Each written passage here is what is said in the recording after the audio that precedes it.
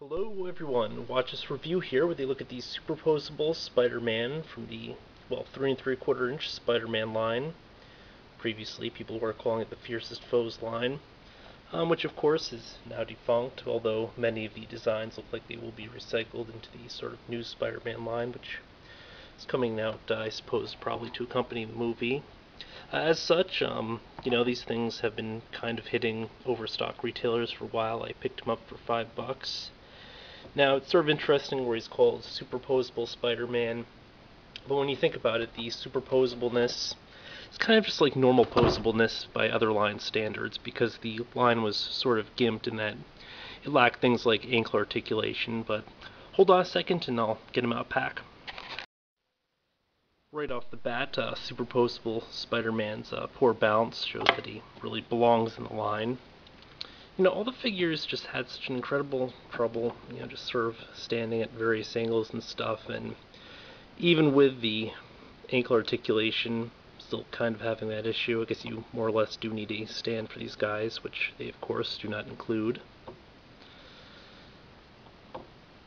And it might just be the fact that he's got either really thin feet or a really bad center of balance, but otherwise he comes with this cool web accessory. But at the same time, it's kind of weird because I'm not sure how it's being fired. I guess the point of origin would kind of be here, unless it's just like a spun web for like a capture sort of thing. I don't know.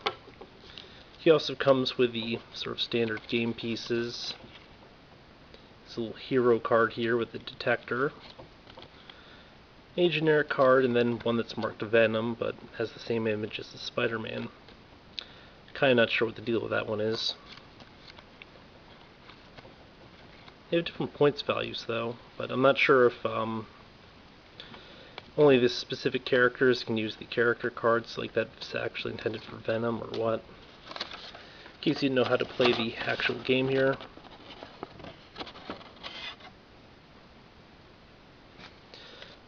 Honestly, I'm not even going to bother attempting to try it because, frankly, I don't know, it seems kind of cheap. Otherwise, I've been looking for a sort of definitive 3 3/4 inch Spider-Man. Once again, do not think I've quite found it. He actually is a pretty nice looking figure. The sculpting is halfway decent and all.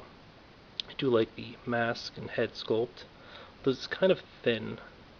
Look at that, because it just looks a little bit off. It's not like he's got a really full head. It's kind of like he's missing a chin or something.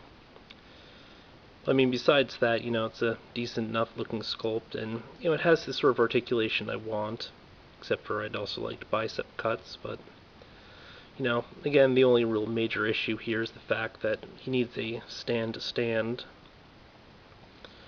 because otherwise he's kind of shaky, and it sort of otherwise would limit his posability. And I don't like the sort of half-open hand here for the accessory. I'd much rather see 2 web spinners or something like that. But besides that, let's just show you what superposable means in this instance. He has a ball-jointed head with a decent range of rotation. You can also turn it sideways, which is always pretty cool. I do appreciate that. We have a torso joint, which wasn't often seen in this line. It's even got a sort of side range in addition to the rotation forward back. Ball jointed shoulders, full range. Ball and socket elbows here. Now the forearms have a point of rotation. Nothing at the wrists though, which is somewhat disappointing. So no sort of inward motion or any of that. Although again, it's still pretty decent that we get these additional cuts here, even though they aren't doing a ton. Also, the sort of neat thing is, no matter how you turn it, it seems to kind of line up with the costume, which is really neat. Down here at the hips, we have those kind of annoying lined ball joints. Kind of have to move it so the lines out in the direction, then sort of twist it around. I never really like these things. Kind of a pain to use. Then we have ball and sockets here at the knees. And then, just the usual sort of ball and sockets at the ankles. No pivot or anything. But, forward, back, and all that. So, yeah, he's kind of a decent-looking, functional Spider-Man.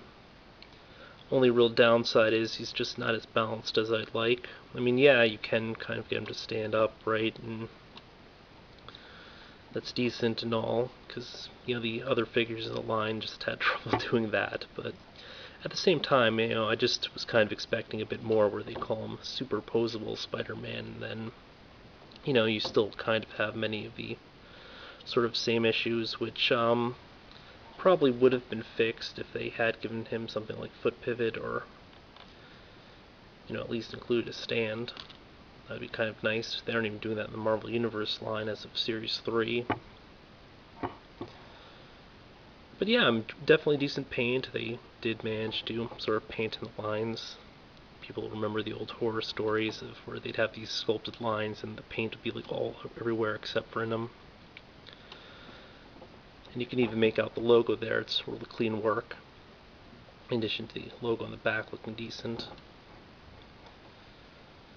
So yeah, all around, definitely one of the sort of gets for the wave. I think it is a little bit nicer than a lot of the ones that we've actually seen in the Marvel Universe line. Although I suppose it's possibly a little debatable there. Not quite my definitive 3 3/4 inch Spider-Man, although, yeah, I think he's kind of close. Or at least as close as I think we'll see in the near future. This has been a look at Superposable Spider-Man from the 3 3/4 inch Spider-Man line. Until next time, folks,